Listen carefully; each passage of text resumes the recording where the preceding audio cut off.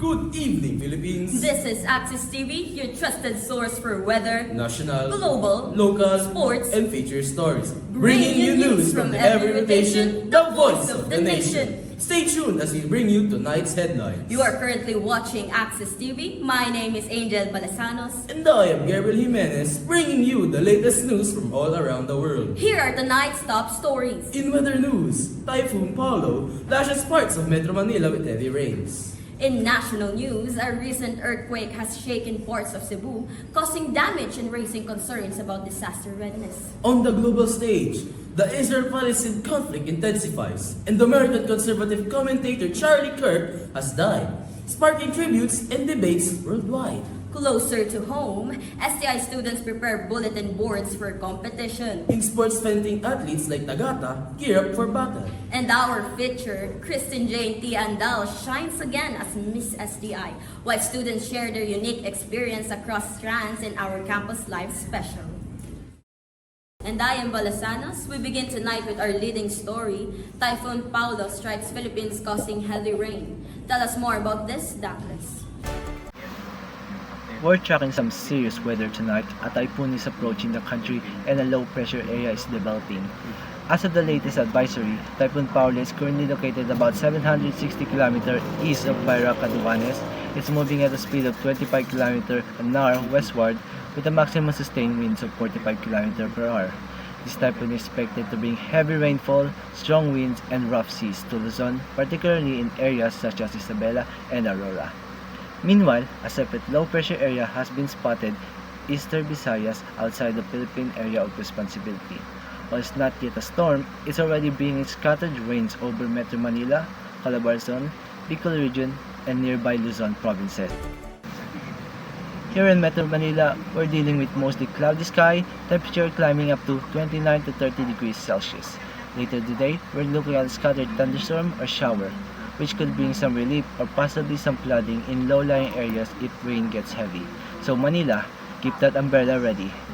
Here are the chances there will rain at other places. And that's all for the weather tonight. Thank you, and back to you, Jimenez.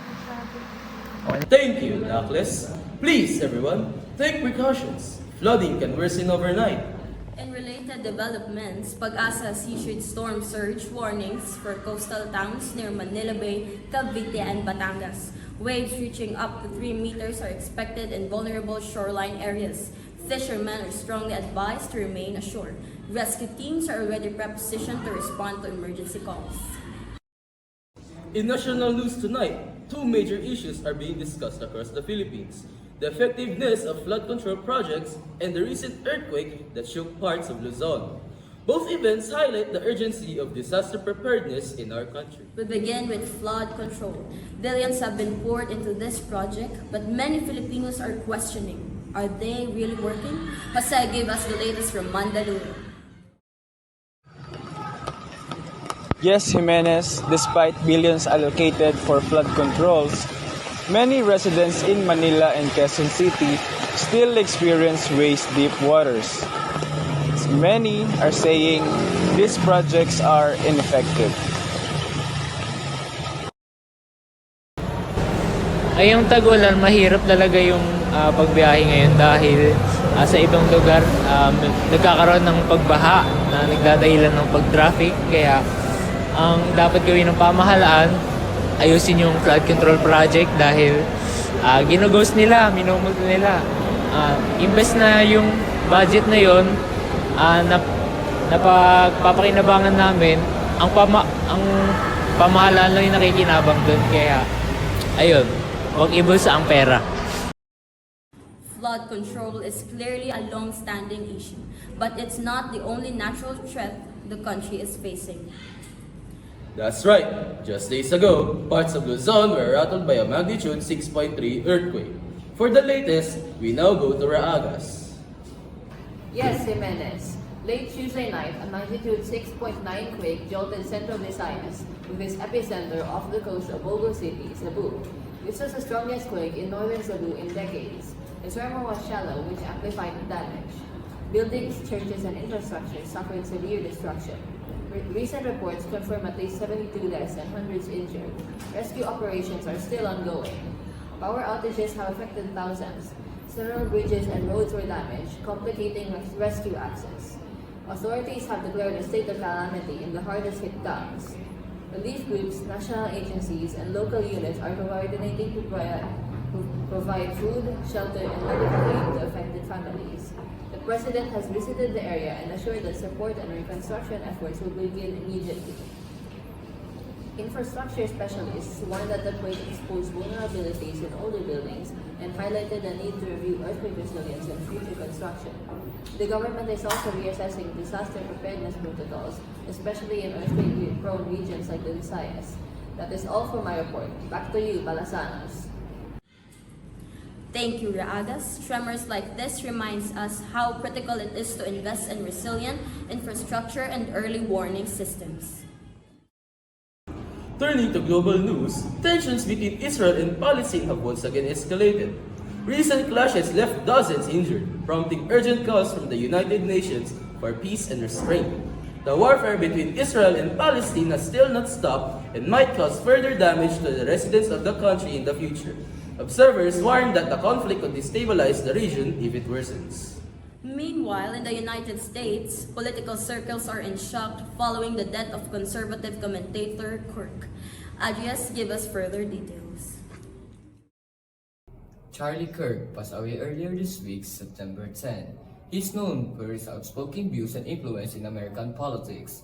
Tributes poured in from both supporters and critics, reflecting his impact on public discourse. His death has sparked conversations about the future of conservative movements in the U.S. Across the country, candlelight videos and gatherings were held by supporters. Many of them young conservatives who saw him as a mentor and inspiration. Outside the Turning Point USA headquarters, mourners left flowers, handwritten letters, and banners that read, "Thank you, Charlie." Some fans expressed deep grief, calling his death a loss, and not just for American conservation, but for a generation of youth who found courage in his message of activism. Critics, however, continue to stress that his legacy is complicated, citing his confrontational style and polarizing rhetoric. To understand how this news is resonating with the youth globally, we spoke with students here in Manila to hear their thoughts. Back to you, Ms. Balasanos. Back at STI Santa Mesa, creativity and pride are on full display. Now, we go to Rodriguez at the bulletin board site. Rodriguez? Yes, Jimenez, the bulletin board competition here at STI Santa Mesa has been a journey of late nights, shared ideas, and plenty of teamwork. Behind me are the finished boards, bright, colorful, and full of creativity that lined the classrooms. Each strand poured hours of effort into planning and designing these displays, from sketching the initial concept to cutting, painting, and assembling every detail by hand. Students shared that the process wasn't easy. Many balanced their preparation with heavy academic workloads and other school activities. Some said they had to stay after class just to finish painting or cutting materials, while others pitched in to help with lettering and lay out the decoration.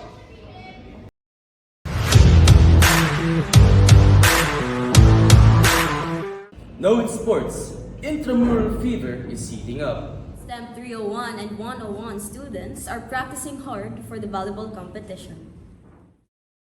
In today's sports news, a dedicated student from SA Santa Mesa showcased an exceptional skill, determination, and sportsmanship in the art of fencing, ultimately bringing home the gold medal in a fencing tournament. For more details, let's go to our live field reporter, Gabi Suchamso, who is with the young champion, Julian Tagata. Thank you, Angel. I am currently here at SCI College Santa Mesa, where Judy is currently studying after the recent fencing tournament held at Gateway Mall 2, Cubao, Quezon City. Let us find more about this remarkable achievement.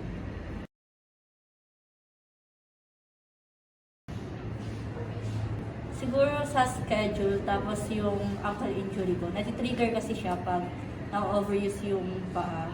Kaya medyo challenge din siya. Tapos yung sa schedule, sobrang hectic. Kasi sinisingit lang siya. So sa morning, nag-study. Tapos sa afternoon, sa business. tapos sa evening training. Tapos minsan sinisingit siya ng afternoon kasi kailangan magpa-lesson, ganun. So sa schedule masasabi ko sobrang hirap pag sa schedule.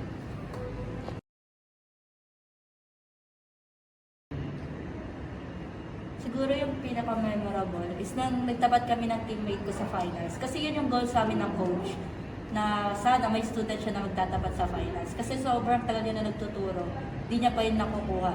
Tapos kaming dalawa, first tournament sa mismong Philippine Fencing, nakuha namin siya. Tapos dalawa lang kami sumali, kaya sobrang memorable niya kasi dalawa kami mismo nagtapat sa finals. Tsaka pinag-usapan din namin siya na if ever man magtatapat kami, sana hindi sa direct elimination, sana sa finals para if ever walang malalaglag.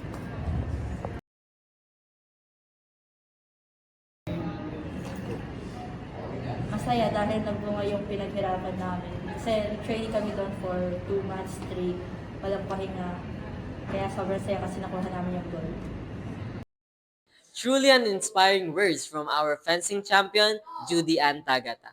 With dedication and perseverance, dreams can really become a reality. You just need to have the courage and passion to pursue it. Once again, I am Gabby Sitiangso. Back to you in the studio, Jimenez.